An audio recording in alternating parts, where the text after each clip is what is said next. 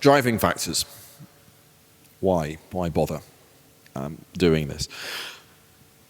Broadly speaking, the driving factors are, firstly, to make a Web3 protocol, and that means resilience.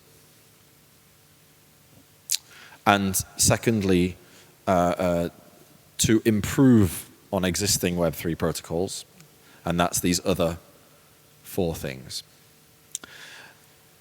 Generality, right? It should be sufficient in order to enable all sorts of different applications, not just a handful or one.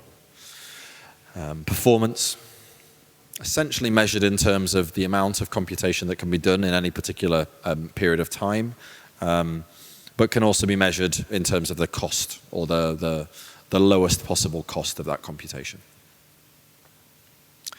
I'm going to switch the order of the other two. Accessibility, in essence, how easy is it to actually utilize the system?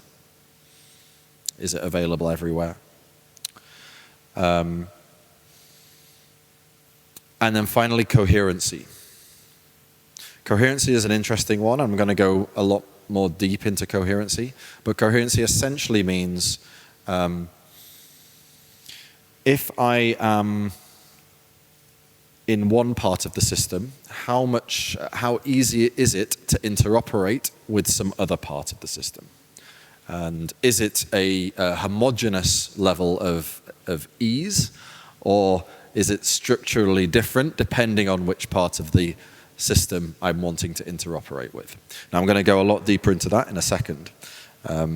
But these I've identified basically as the driving factors for continued innovation.